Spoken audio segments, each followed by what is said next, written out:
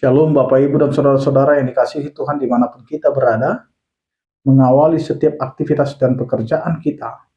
Marilah kita mempersiapkan hati pikiran kita mendengarkan firman Tuhan, kita berdoa. Kasih karunia dan damai sejahtera dari Allah Bapa kita dan dari anaknya Tuhan Yesus Kristus menyertai kamu sekalian. Amin.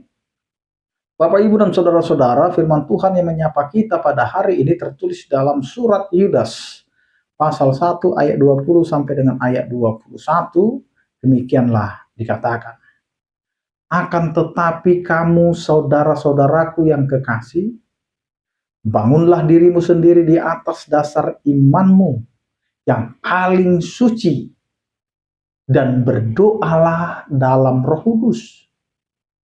Peliharalah dirimu demikian dalam kasih Allah sambil menantikan rahmat Tuhan kita, Yesus Kristus, untuk hidup yang kekal. Demikian firman Tuhan.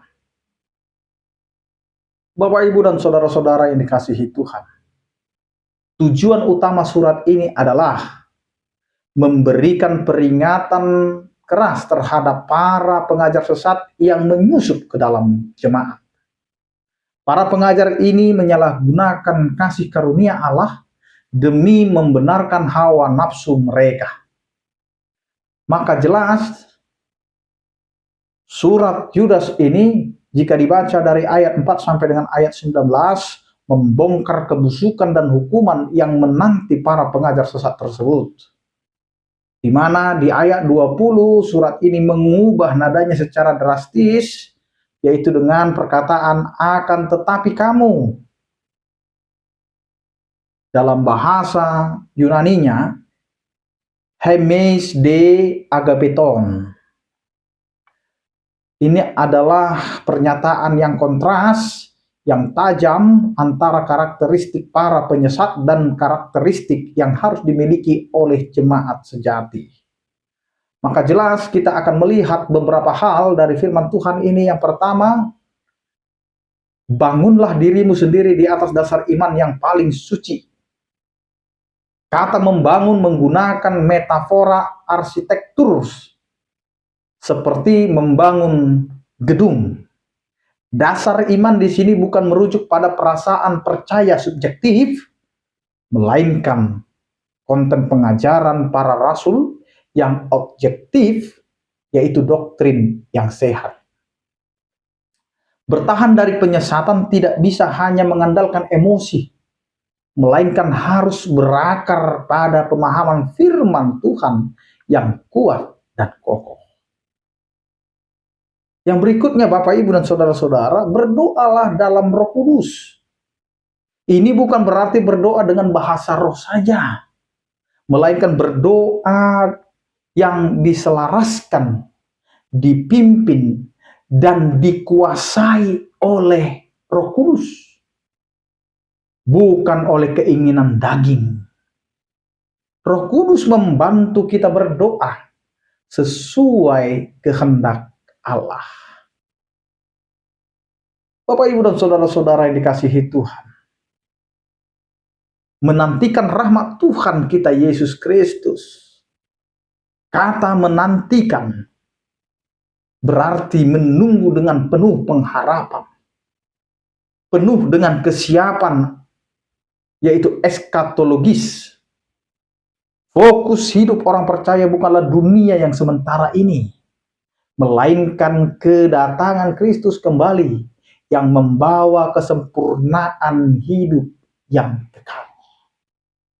Oleh karena itu Bapak, Ibu, dan saudara-saudara, renungan dari firman Tuhan kita hari ini adalah hadirnya pengajaran atau doktrin Tritunggal secara implisit dan fungsi dalam pertumbuhan iman kita. Yang pertama dikatakan berdoa dalam Roh Kudus. Bagaimana kita berdoa bukan keinginan daging, tetapi Roh Kudus yang mengajarkan kita untuk meminta kepada Allah. Yang kedua, memelihara diri dalam kasih Allah, kasih Bapa, Ini mau mengatakan kepada kita bagaimana kita memelihara hidup kita dengan pengenalan kasih Allah yang kita rasakan dan kita terima di dalam kehidupan kita. Yang ketiga, menantikan rahmat Tuhan Yesus Kristus. Bagaimana sebagai orang yang beriman harus sabar dalam penantian, dan penantian itu harus penuh dengan pengharapan. Bukan hanya menanti begitu saja, tetapi ada harapan atau pengharapan yang begitu luar biasa yang kita akan terima dari penantian itu. Dan ini menunjukkan bahwa ketekunan iman orang percaya, iman kekristenan kita bukanlah usaha manusia sendiri, melainkan sebuah partisipasi aktif dalam relasi kita sebagai manusia, sebagai umat Allah, dengan Allah yang Tritunggal. Amin, kita berdoa. Terima kasih Tuhan untuk firman-Mu yang menyapa kehidupan kami, sehingga kami dapat memelihara hidup kami, membangun diri kami, dan kami tetap berdiri di dasar iman kami yang paling suci. Dan kami berdoa melalui Roh Kudus yang selalu mengajari kami untuk meminta dan memohon kepada-Mu. Terima kasih Tuhan, sertai kami dalam setiap kehidupan dan pekerjaan kami, agar apa yang kami lakukan seturut dengan kehendak-Mu. Terpujilah Engkau ya Tuhan dalam Kristus Yesus Tuhan kami. Anugerah Tuhan kita Yesus Kristus, kasih setia daripada Allah Bapa dan persekutuan Roh Kudus menyertai dan memberkati kamu sekalian. Amin.